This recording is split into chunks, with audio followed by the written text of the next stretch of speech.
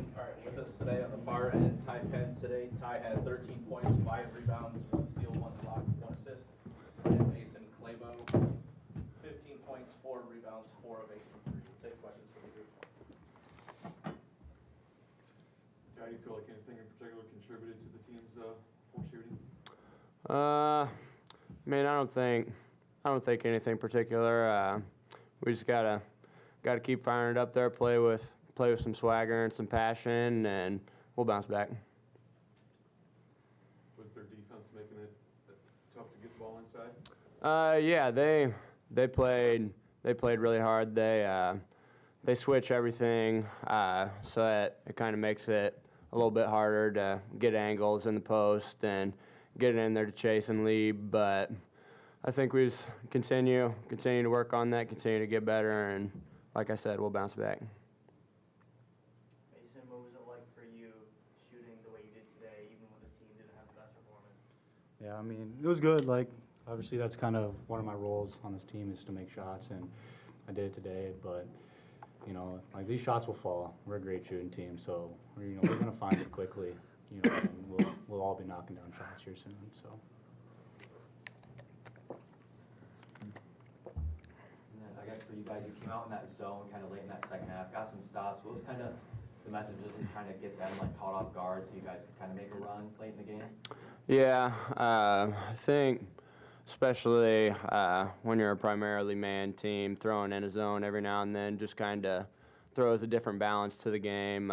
Try to throw them off a little bit because, I mean, whenever you're in man, you're calling plays for in man. So if we can sneak a couple possessions a game where they're confused for the first 15 seconds of possession while we're in zone and just get it rolling. But I think we did a pretty good job in our zone tonight.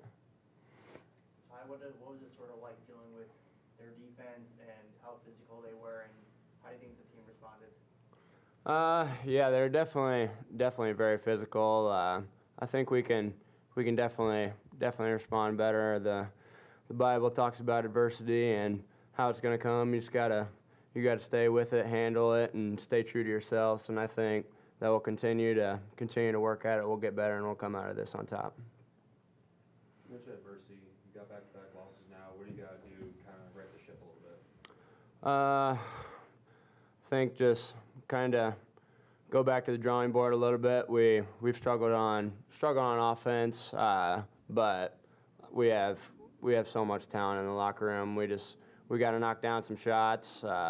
Coaches have been putting us in the right positions. Like I said, we just got to knock some down, and we'll get back to where we were.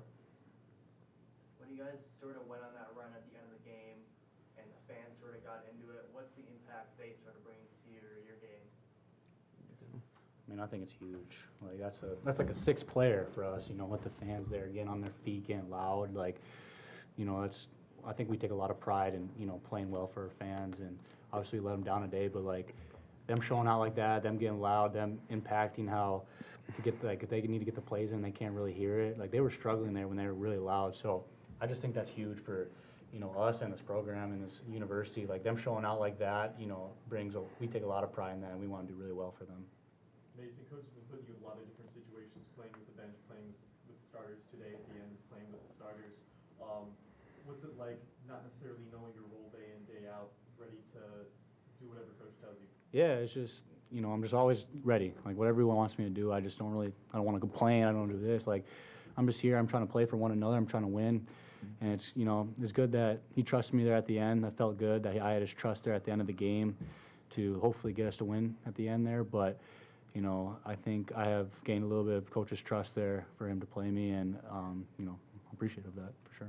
You take us back to the end of the game, down to you and Johnny had double one of their players in the backcourt. Was the strategy from Keaton in the huddle, don't foul, try and force a steal, or was it, try and foul, but he was trying getting it away from you? Yeah, there's still a lot of time on the clock, so we want to get at least one trap in, and hopefully he could, make a mistake or we could get a steal. And I thought we did a really well job. I think the count was at 9 there and almost 10 for a backcourt. But yeah, that was kind of our plan going out of that timeout, is to try to get a trap quick and then maybe foul afterwards. And we fouled the guy we wanted to too. I think 22 was the guy we fouled, and we wanted to foul him, and he made some two tough free throws. So.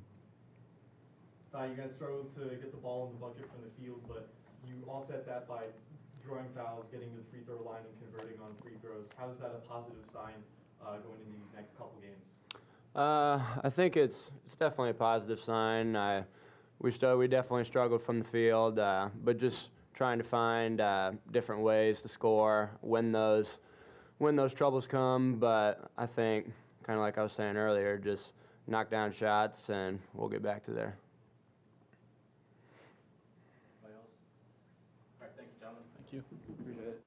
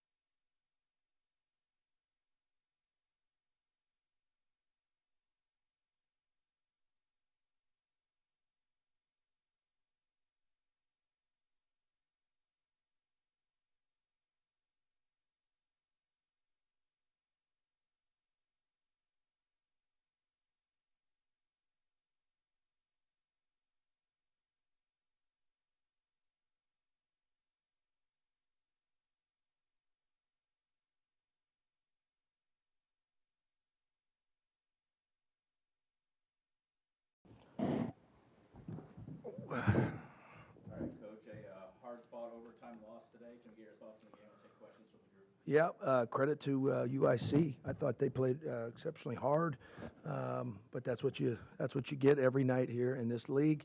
I thought over the course of 40 minutes, I thought we allowed our offense to dictate our spirit. And normally when you do that in the game of basketball, it bites you. And I thought we were very uncharacteristic tonight with our spirit. Bottom line, we got to be better. Just got to be better. Got to finish better. I thought it was a very, it was a hard-fought game. It was a grind. It was a rock fight in a lot of ways. But some of the shots we were able to manufacture were good enough, and we got to finish them. And we got to finish them off. And in games like this, 4 or 5 missed layups or shots around the rim or wide open threes, just 1 or 2 can make all the difference in the result. So, again, give them credit. I thought they played well, but that was another rock fight. Can you talk a little bit about their defense and how physical they were and how your guys responded to that? Yeah, I thought they were very physical. I thought it was a very physical game. I thought they were a little tougher tonight, and that's some of the feedback that here we received in the last 2 games is the profile of these teams. The last 2 is different in some ways, but in some ways very, very similar too. They've got bruising 4s and 5s, and I think we got to be better. I think we got to be better. They outscored us tonight in the paint pretty significantly, and that's odd. It's different for this team. Something we take pride in. Some nights you're not going to score more than your opponent in the paint, but we didn't finish well enough tonight, and they did. So just give them credit. What's the plan like for Chase after a night off like this? Yeah, it's an atypical night. You have 30-plus games in a college basketball season. They're not all going to be sunshine and rainbows for him as an individual, but for us as a team. I say this all the time, but our story will be told in the way we respond to the tough moments.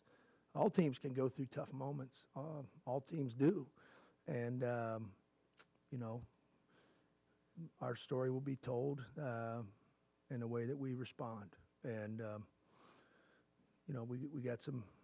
Yeah, I think we got some growth that these last 2 games have taught us and have told us. We got to grow in some certain areas, and I know we can do it. Yeah, I know we can do it. I believe in this team, even on their darkest day. I believe in this team, and this is part of the journey here. Like your defense basically kept you in the game as poorly as the shooting was? Yeah, I mean, I thought in the second half we thought the zone was effective. I think the types of shots they were taking for the most part were effective. I give Silverstein credit. I thought he didn't score a bucket. He was 0 for 2 from the field. He had 2 assists, but he had 9 rebounds, and he had a couple pivotal plays where he's just hustling. And I think he's really important to their team. And I think defensively, our defense gave us a shot, even on a if you look at some of these numbers tonight, starters or guys off the bench, 27% from the field for our team for the game. You have a tough time.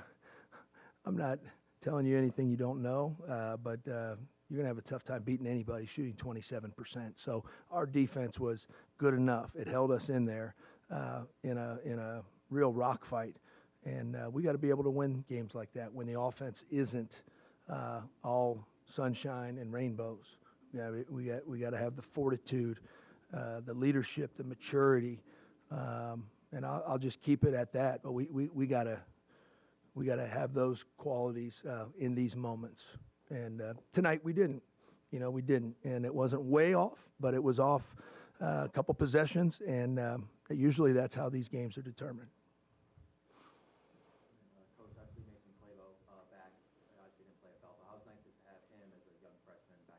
Yeah, energy. He's a spark plug. Thought his purity really shined through, man. He just came out and wanted to play hard, get immersed in the game. You know, I think the quality of his shots and his makes were probably very similar to the other guys, and he gave us a real lift tonight. And you know, we can't hang our heads. We can't hang our heads. We can't feel sorry for ourselves. We got to pick ourselves up by the bootstraps and get back to playing Redbird basketball. And you know, Mason Clabo was a real spark plug tonight for us, and man, I'm proud of him. You know, he's been out for a while, so for him to do that tonight, I thought was pretty impressive. In that overtime period, they had quite a couple late buckets in the paint especially. They didn't really have to make the three or go to the line too many times to beat you guys. Is interior defense something that you guys want to work on as a whole for these next couple games? Yeah, I'll have to take a look at the film. I think on a couple of those, it was more penetration, right? Drop-offs,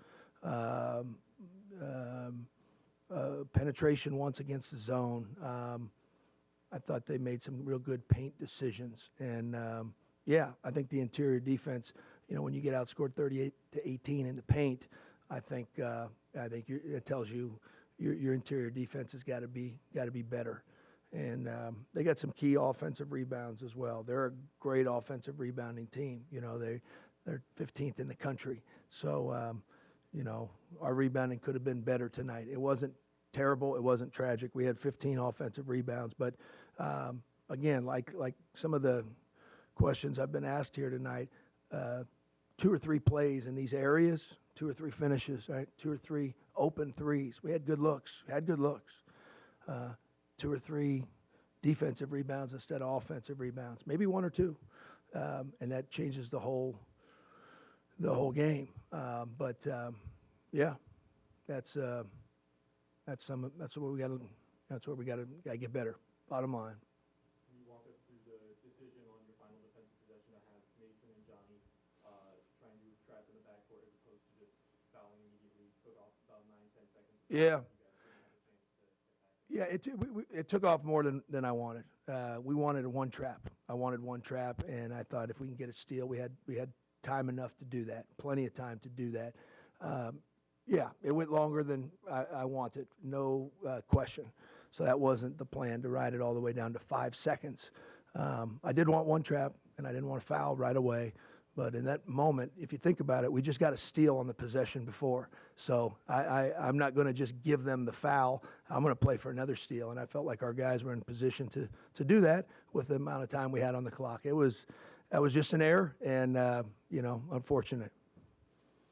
What's kind of the general plan in future games when you start off, have trouble getting buckets from the inside, so you go outside, have trouble getting buckets from the outside, transition to drawing fouls and free throws? Was this kind of the plan that you would ended up adjusting to, where you struggle to shoot from the field, so you go for free throws?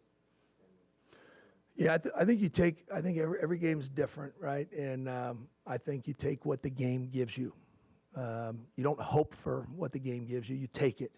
And I think what the game was giving us early, we were getting them in rotations. We probably shot a little too many threes in the first half. I thought our three-point rate in the first half, I think 17 of our 27 shots in the first half were threes. It's a little too much. I thought we needed to attack the glass a little bit more, and I think we did in the second half. I just don't think we finished as well as we needed to in the second half. And I got to see the film, but I can remember a good handful of times where we got to the spots that we wanted to get to. We were much more attacking in the second half. We didn't come away with the result we wanted. And, you know, some of that I think can be taught and corrected. Some of that is we probably got to make some better decisions in there too. Yeah, I think, you know, we shot 22 free throws to their 11. So that tells me right there, like, hey, we were attacking. We were attacking the paint. But again, it's a make or miss game most nights, and we had our opportunities. I give credit to UIC, but we had a lot of open looks, and we had finishes inside. The bottom line is, to win these close games, you got to take advantage of those, period. And tonight we didn't. So, you know, move on. Yep. Okay. All right, guys. Thank you.